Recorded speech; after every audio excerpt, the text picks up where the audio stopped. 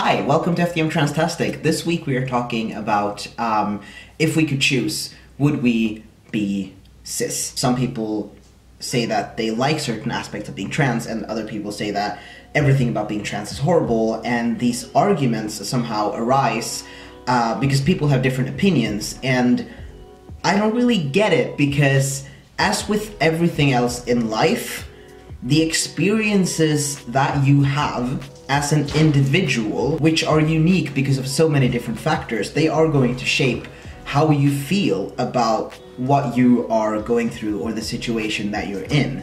So for some people, being trans is something that is just an inconvenience, and for other people, being trans is something that is not just an inconvenience, that actually maybe is more of a positive thing than an inconvenience. And of course, it is a privilege to feel that way, but that doesn't invalidate their experience. I don't think this is something that people need to argue about because it's our individual opinions. Like it's not something that everyone has to agree on. It just isn't. It's not that kind of thing.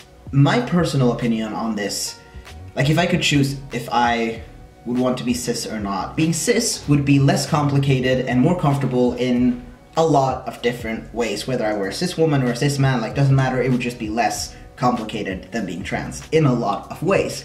But for me personally, if you think about things the way they are, like exactly the situation the way it is, super realistically, I would not choose to be cis even if I could. Like if we're talking about being born cis and just being cis, like if I could choose to snap my fingers and suddenly have a cis body, then I'd probably do that because that'd be pretty neat and comfortable. I'd still have all these experiences and I would still technically be trans. I would just have a cis body. But I would not choose to have been born cis and have that experience, because being trans, while it is complicated and painful and it makes me be afraid of a lot of things, it's dangerous, it's literally dangerous because of the way the world works and the transphobia and everything.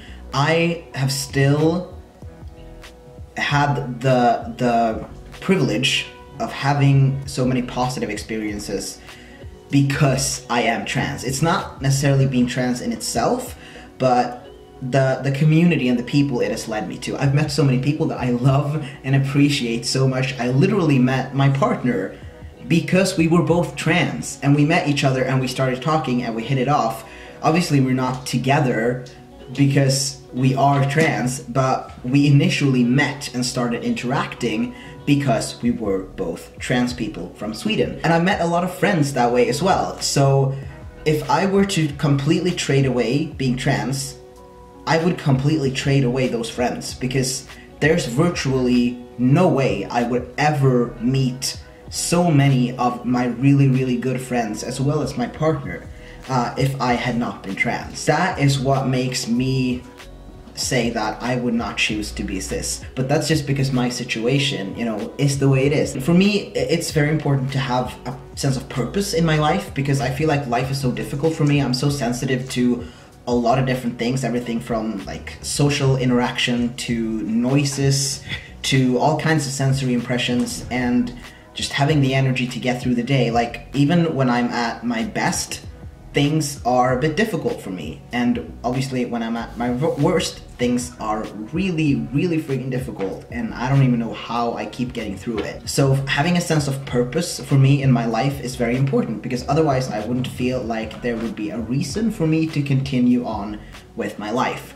And that was a huge struggle for me when I was younger, before I knew that I was trans and everything, because I was like, I have to figure out something to do that has a purpose, that makes the world a better place, because otherwise, why am I fighting so hard and why am I struggling if it doesn't matter to anyone else but me, or maybe my immediate family? I mean, obviously I grew and I realized that you don't have to have a purpose. You can just enjoy your life, or you can make the world a better place in smaller ways as well, and you can be kind no matter who you are, no matter what situation you're in your life. You can still be kind to other people, and that can really change things through like a ripple effect, the butterfly effect. But since I realized I was trans, I realized that, hey, here's something that really needs to change. Here's a fight that really needs to be fought. And I'm not saying in any way that I'm enjoying fighting the fight for trans rights in any way, shape, or form. It's not enjoyable. It's not fun. It's a fight. It's called a fight for a reason. It's a struggle. It's difficult. It's scary. People are dying. It's not fun.